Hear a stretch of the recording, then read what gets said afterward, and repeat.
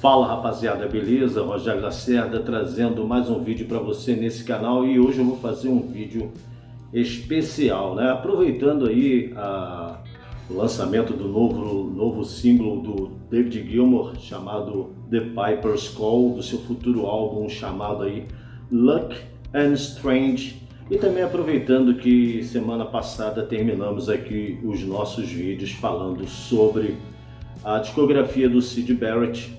A partir de hoje, né, sexta-feira, eu vou estar falando sobre o eterno guitarrista do Pink Floyd, David John Gilmour, viu? Hoje vou estar fazendo um resumo da ópera, um apanhado da sua história bem breve, e a partir da semana que vem eu vou falar sobre seus discos solo, tá beleza? Então hoje eu vou falar um pouco da história desse cara que realmente mudou a forma como nós vemos esse instrumento fascinante. Você sabe que muitos músicos, né, que você conhece, você reconhece na hora pelo seu jeito de tocar, B.B. King, Jimi Hendrix, Carlos Santana, o próprio Eric Clapton, Jeff Beck, são guitarristas que você já reconhece praticamente na hora, mas quando você pensa no David Gilmour, ele é um cara extremamente diferenciado. Ele começou muito jovem a aprender o instrumento e vamos começar já falando de 6 de março de 1946, ele que nasceu lá em Trumpton, Cambridgeshire, ali em Cambridge, né? Ele nasceu ali, mas cresceu em Grantchester Meadows, né? Que já foi citado inclusive em músicas do Pink Floyd. Filho de Douglas Gilmour, professor sênior de zoologia na Universidade de Cambridge, e também tem a sua mãe a Sylvia Gilmour, também professora e editora de vídeos para a BBC. E desde muito novo o David Gilmour já se interessava por música, né? Desde muito novo. E os seus pais eles quiseram incentivar isso no menino, fazendo o quê? Comprando discos da época. E foi com o disco do Bill Haley and the Comets, a música Rock Around the Clock, que o David Gilmour ficou fascinado pela guitarra. Além disso, também a música Heartbreak Hotel, de Elvis Presley, mais os trabalhos do The Everly Brothers despertaram em David Gilmour a vontade de ser um guitarrista. Ali muito novo, né? Ele já pegou um violão emprestado com o seu vizinho, conta a história, para aprender a dar os primeiros acordes, e ele nunca mais devolveu esse violão. Conta a lenda que esse violão está até hoje com ele. E ele começou a aprender sozinho, só de ouvir as músicas. Inclusive eu vi discos de um tal de Peter Seeger. Peter Seeger foi também uma grande inspiração para o David Gilmour começar os primeiros passos na guitarra. Ali em Cambridge ele conheceu o Syd Barrett e o Roger Waters. O Syd Barrett inclusive estudava com ele artes e tecnologia, né? Estudaram juntos. David Gilmour também, ele era muito interessado por línguas modernas e ele fala francês fluentemente. E o que acontecia?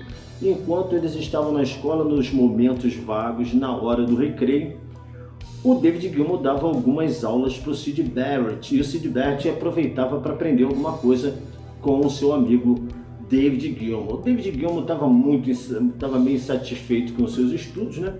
E começou já desde cedo a querer montar uma banda. Foi onde ele encontrou a galera do Jokers Wild, seu primeiro grupo, sua primeira banda. Tocando em alguns pubs, tocando em alguns locais. Eles gravaram um disco e também um compacto, um single, que vendeu cada um 50 cópias, o que desanimou os meninos. O que aconteceu? O David Gilmour, ele cismou e ele foi para Saint-Tropez. Ele foi para Saint-Tropez com um violão para ser músico de rua, para tocar na rua. Depois o Syd Barrett ficou sabendo e foi com mais alguns amigos para Saint-Tropez atrás de David Gilmour. E estava David Gilmour lá, eles se encontraram e começaram a fazer shows na rua, tocar violão na rua, até que foram presos porque não podia. Depois que eles foram soltos, eles foram para Paris e acamparam lá durante uma semana. o que deu tempo para eles visitarem lá o Louvre, o museu que você conhece muito bem. Depois o David Gilmour voltou novamente para a Inglaterra, onde ele começou a fazer alguns bicos, inclusive ele trabalhou como motorista e assistente do estilista da época chamado O.C. Clarke. Era muito conhecido na época e o David Gilmour estava ali fazendo os seus trabalhos com ele. Não satisfeito, David Gilmour volta novamente para a França, junto agora do Rick Wills e do William Wilson, seus amigos do Jokers Wild, agora sob o nome de Flowers, para tocar em alguns locais lá. Então foi o David Gilmour, o Rick Wills e o William Wilson para fazer alguns shows lá como Flowers. Não foi muito para frente, eles mudaram o nome da banda para Bullet e começaram a tocar lá, mas o pessoal não queria pagar, uma coisa horrível. Nessa ida para lá, o David Gilmour ele encontrou a oportunidade de trabalhar no filme chamado 2 Weeks in September, em 1967, onde ele gravou 2 músicas num disco que tem a Brigitte Bardot como estrela principal. Tá aí a trilha sonora do filme 2 Weeks in September com Brigitte Bardot. Tem 2 músicas que o David Gilmour emprestou a sua voz aí, interessante, né? Isso em 1967. E quando eles tiveram seus instrumentos roubados ali, o The Bullet, a banda do David Gilmour, né, e seus 2 amigos do antigo Jokers Wild, eles decidiram voltar novamente para a Inglaterra com o seu velho ônibus, cara. Só que eles estavam tão sem grana que eles colocaram o ônibus na balsa, sem combustível nenhum, e tiveram que empurrar o ônibus para fora da balsa para o cais ali na Inglaterra, para você ver a situação do David Gilmour como estava, mas sempre correndo atrás, sempre correndo atrás. Enquanto isso, seus amigos Roger Waters e o Syd Barrett já tinham montado o Pink Floyd junto com o Richard Wright e o Nick Mason. Gravaram o disco The Piper at Gates of Dawn, que você conhece muito bem a história, e também conhece a história do declínio mental do Syd Barrett. Daí eles ficaram desesperados, né? Mas como todos conheciam o David Gilmour, eles se interessaram em convidá-lo, e foi ideia inclusive do Syd Barrett. A ideia era que o David Gilmour, nos momentos que o Syd Barrett estivesse mais ausente mentalmente falando nos shows, o David Gilmour o substituísse nos vocais e na guitarra, com o talento que David Gilmour, em 2 semanas apenas, ele decorou todas aquelas músicas, né, os acordes e as letras. Ele acabou realmente substituindo o Syd Barrett. Quem convidou foi o Nick Mason. A ideia foi do Syd Barrett, mas foi o Nick Mason que foi atrás do David Gilmour. Eu vou falar brevemente sobre a história do Pink Floyd, porque já falamos muito bem sobre isso.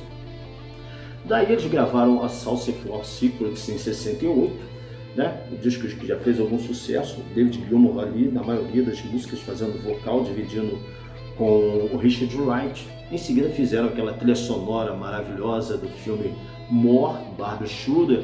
Depois eles gravaram o Attune Heart Mother, o Uma Guma, o Meadow, Obscure Bad Clouds, e desembocaram em 73 no disco The Dark Side of the Moon, disco que mudou a história do Pink Floyd para sempre, ali mostrando David Gilmour já com toda a sua versatilidade da guitarra. Ele veio crescendo, né, lentamente dentro do Pink Floyd. A cada disco ele fazia uma contribuição mais acentuada, né? E ali ele começou também a aprender a ser um compositor, coisa que ele não se gabava de ser. Mas quando o Dark Side of the Moon foi um sucesso, né, divisor das águas na história da banda, ali todo mundo veio a conhecer o guitarrista talentoso que David Gilmour era.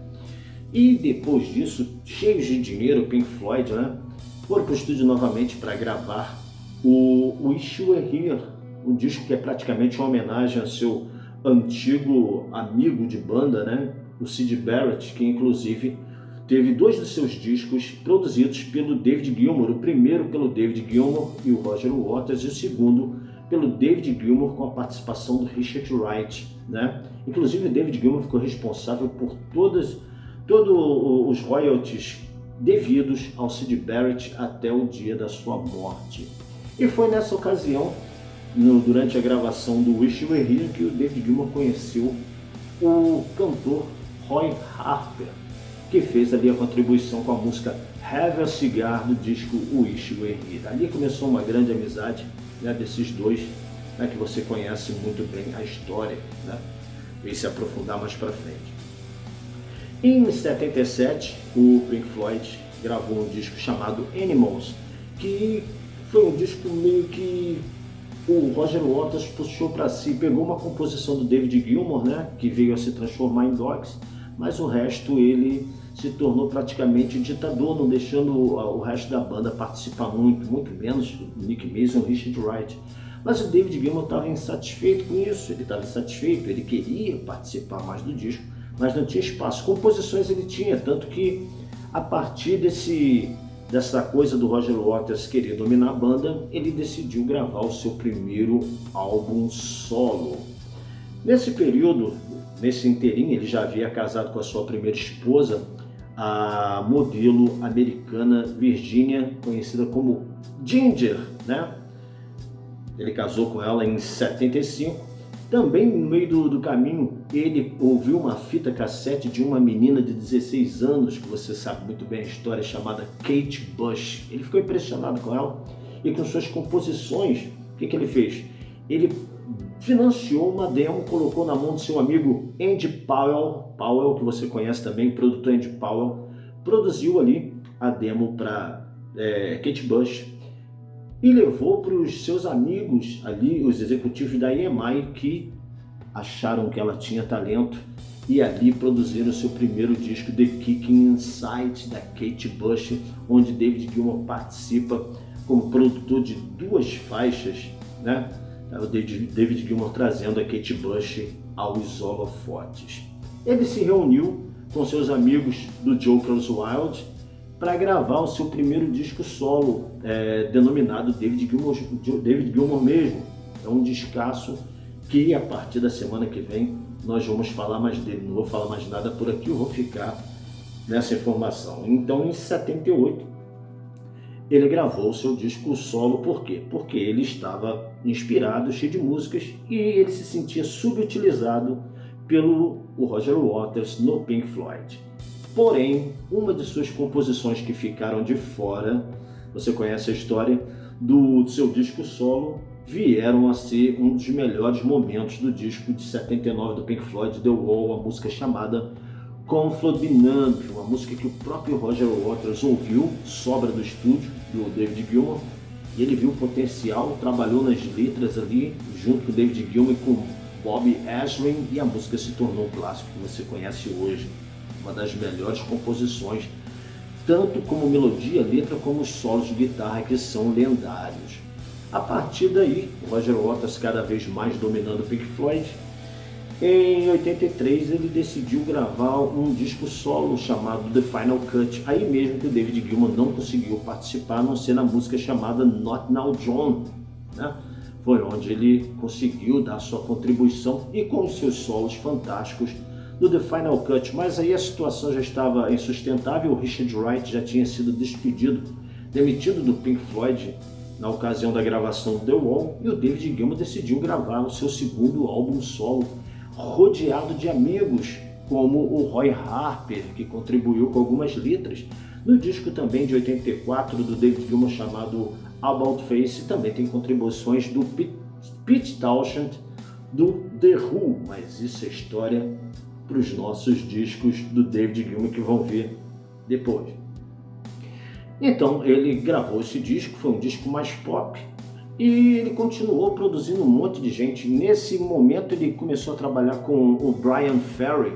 Ele trabalhou com o Bryan Ferry no seu disco Boys and Girls, fazendo alguns solos de guitarra. Inclusive o Bryan Ferry também o chamou para participar do Live Aid de 1985, né?